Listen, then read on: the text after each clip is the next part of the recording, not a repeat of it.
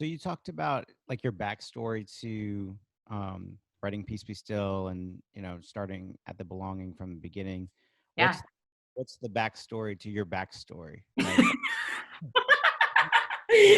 There's It's not. like There's not we're much going way backstory. back. Like, I mean, to be honest with you, the first time I ever wrote a song was during the years that I was on staff at that previous church.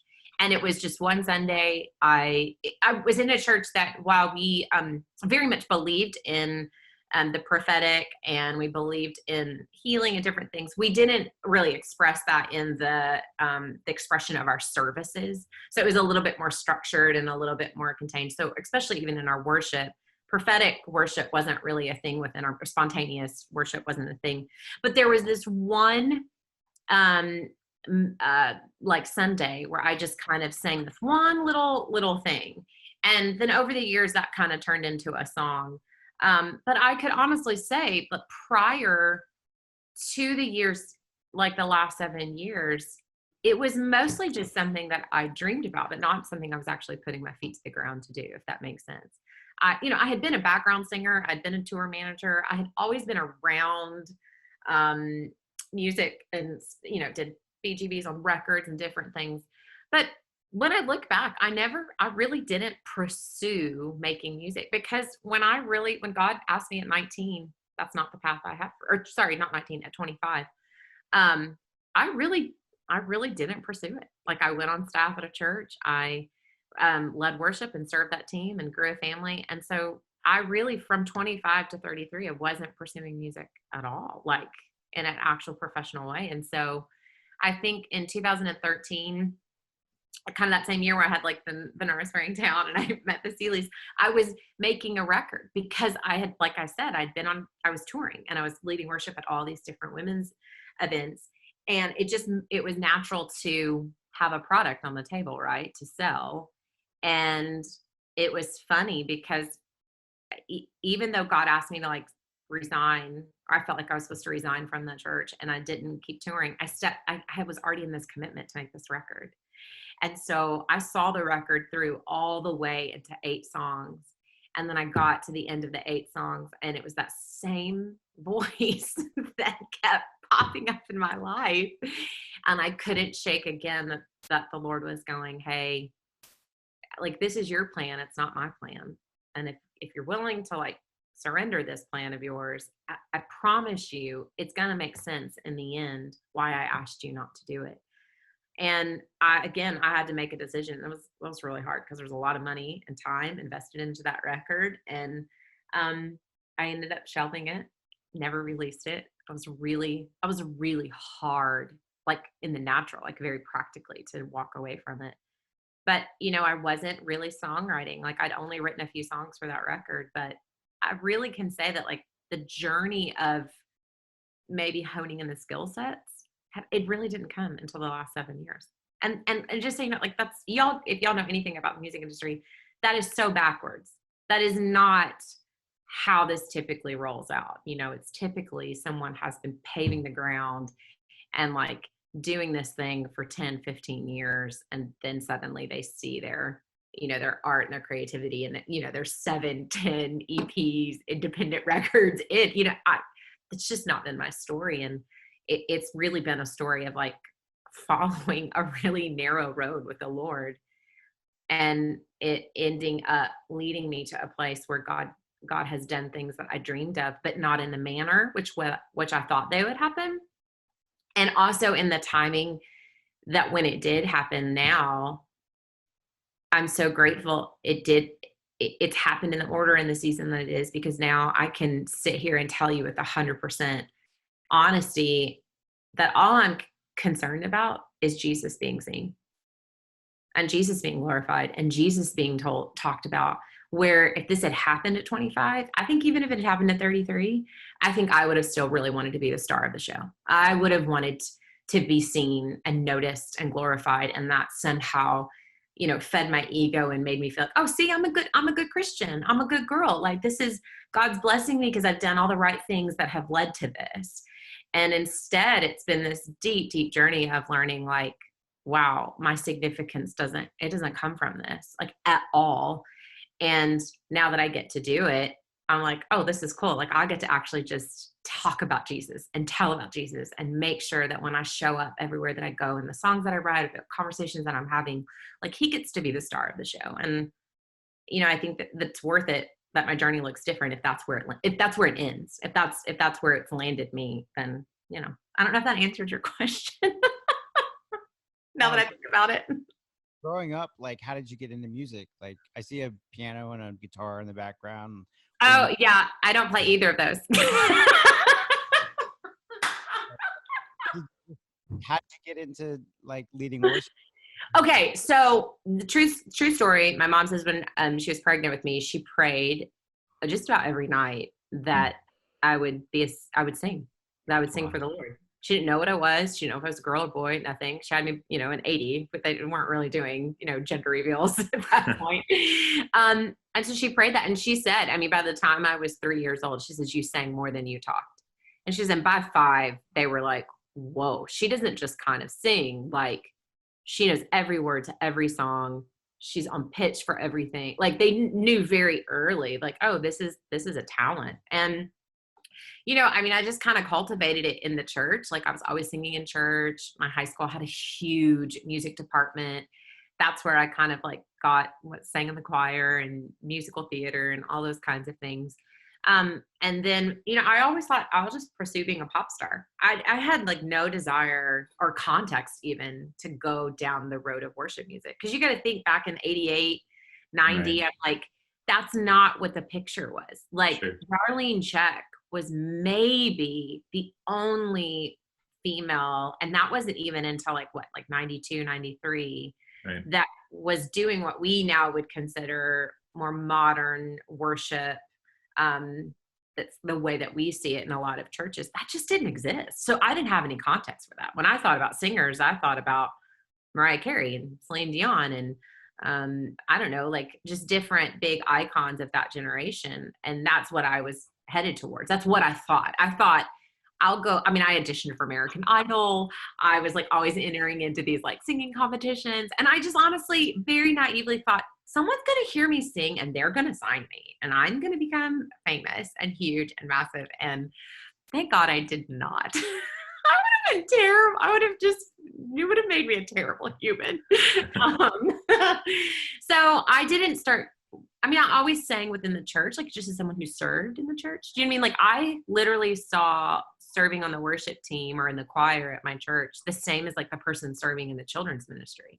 Like I didn't see it as this like stepping stone to something because it wasn't a stepping stone to me. That didn't step into the pop world. So there was not a like connection point for me. And it wasn't until I was 25 when I was like getting ready to go gung ho, like I'm going to pursue this artist thing. Like I'd been on the road. I was a tour manager and a background singer for Natalie Grant, who's also one of my dearest friends. I love her. She goes to our church and leads worship as well. And I was coming off the road. I was newly married and I thought, oh, now's the time. Like I'm married, my husband has a really great job, we're not as like financially strapped, so I can take some time and like really pursue this. And I think in my mind I just thought I'll make a demo, I'll shop it around town, eventually some record label will pick me up and they'll sign me. That's literally what I thought. And simultaneously the Lord starts to like knock at my heart and go, hey, remember when you were 19 and you said, I'll follow you no matter what, and I'll go wherever you lead, Lord? He's like, I'm not leading you down that path to become a recording artist. Yeah. So, and that's when I got, about a year later, I felt like, long story short, several doors like opened for me to come on staff at some different churches around the country that just would reach out and like, hey, have you ever thought about going on staff as a worship leader or what are that? And I was like, no.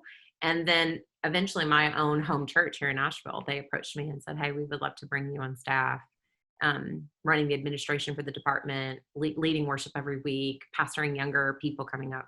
That's how I got called into it. It wasn't, well, it has been such a kind of windy road. It's really just been me consistently going, okay, God, where are you leading me next? Like, because, the man may plan, we have plans in our own heart, but the Lord really does direct our footsteps if we allow him. So that's kind of been my story along the way. So when you graduated high school, Yeah. What about what happened in that gap between graduating high school and getting the gig with Natalie? Okay, so I went to college at LSU. I grew up in Kentucky, but then my family moved to Louisiana the year I was a senior in high school because my mom's from Louisiana, my dad's from Kentucky. When they got married, they chose to raise us in Kentucky. So my parents moved to Louisiana the summer before my senior year in high school. I stayed in Kentucky, live with my best friend, finished high school. Then I moved to Baton Rouge, Louisiana, and I think I'm just there for the summer because in my heart, I'm like, oh, I'm going to go to Belmont in Nashville, which is like a contemporary music school here. And long story short, I applied for financial aid and scholarship, and it fell through, and I didn't get it. And so, literally 3 weeks before school was supposed to start, I had to make a decision what I was going to do, and I decided to enroll in LSU because my parents qualified for in-state tuition, and I knew it wouldn't be very expensive. So I went to school there, and I really wasn't serving the Lord at this time. Like I was saved. Like if you want to go on the technical, I was saved, had prayed the prayer. I believed God was real, but I was not living my life as a disciple at all. Like I was a bit of a wreck of a human, like just in a really unhealthy relationship. I had an eating disorder. I was just super insecure and just not in a healthy place. Very depressed. Struggled definitely with like pretty severe depression during that season. And long story short, I was 3 semesters into college. My boyfriend and I had gotten engaged, and then he called off the engagement, and it just rocked my world. It turned me upside down because if you put your trust and your identity into anything other than Christ, and that thing ends up imploding or falling apart, well, then you, in essence, fall apart because you've built your whole life on that. And that's what ended up happening. And I ended up moving to Nashville for a summer to live with a family who were just beautiful, beautiful believers. And I just knew I was just trying to escape, honestly, like trying to get out of where I was, and ended up moving here for the summer. And it was that summer that I was 19, and I was at a church service, and this guy preached this message, and I literally, it wrecked me in the right way. Like I was a wreck, and then I got wrecked in the right way by Jesus. And that's when I prayed that prayer. I was like, okay, I'm all in. Like you have my whole heart, my whole life, everything that I am. And then from 19 to 25, I ended up moving to Nashville, and I just worked really random jobs. Like, I was a court subpoena delivery girl, like literally delivered subpoenas to people, which by the way, not a super safe job. It's just don't send a 20-year-old girl delivering subpoenas to people. Not a good idea. I do think the law firm that I worked for afterwards, like quickly realized like, that's probably not the safest. Cause I mean, people will legit pull guns on you, like get off my property. It gets really crazy fast. So, okay, that was a job. I was a nanny for Point of Grace. Do you remember them? They were Christian artists. I was a nanny for Denise's kids for a season. I was a nanny for Alan Jackson, the country artist, his finance lady. I don't know what you call it. Accountant. I think that's right. I was a nanny for her. What else did I do? I worked at the Opryland Mills Hotel, and I was a banquet server, and I was terrible. I literally couldn't hold the tray with, like, you're supposed to hold the tray with one hand. Anyone who's ever worked in service, I think it's like this. And I couldn't do it. I always had to use my other hand. And I just remember my boss was always like, you're terrible. Learn how to use one hand. And I was like, I can't. I have weak hands. I don't know what to do. I didn't last long. It was terrible at that job.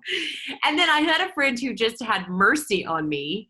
And I think she just was like, man, you are struggling. You're all over the place. I was a college dropout. I didn't have any skill set other than like, I can sing, and I'm a hard worker. Like whatever you ask me to do, I'll do it with my whole heart. And she worked at the Gospel Music Association, who like did the Dove Awards and like all these different things. And so they ended up hiring me. I don't know why. I was literally unqualified. I had no business taking on that job. And I became like their talent coordinator. Like I helped get all the talents, like the artists that would be like coming in to perform for the Dove Awards, or I don't know, just different events that they put on. And it was through that job. And here's what's cool.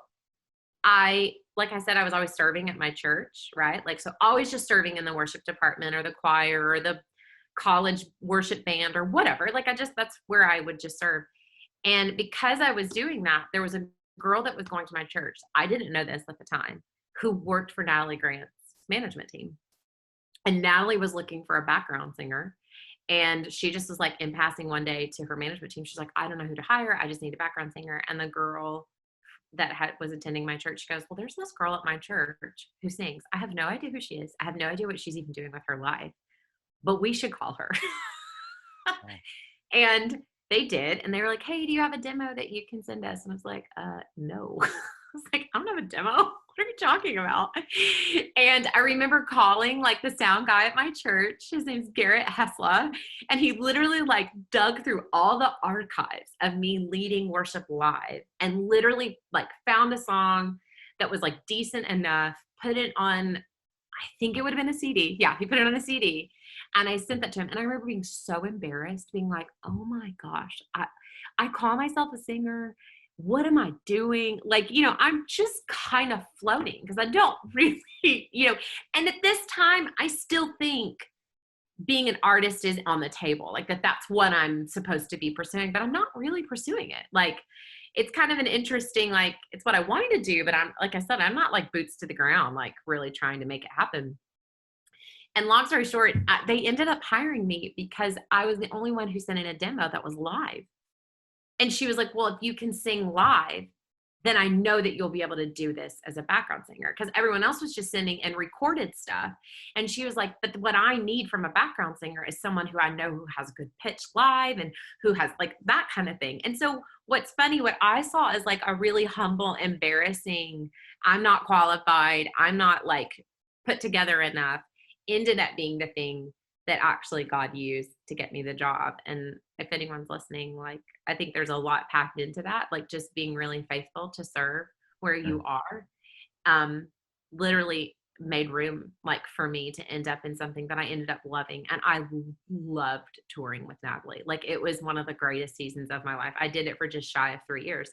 But because I was doing that, I was learning so much, right? You just learn so much about the industry, and I'm singing for her, and that opened up other doors to like sing backgrounds for different people and on records. And I think in my mind, I just thought, oh, I'm now really close to this happening, which in reality I wasn't. That's so funny to like think about. It's amazing how you can trick yourself into thinking, oh, it's getting ready to happen. It's like, I know it's going to happen, but that was not how it played out. So does that help? That was a little bit more awesome.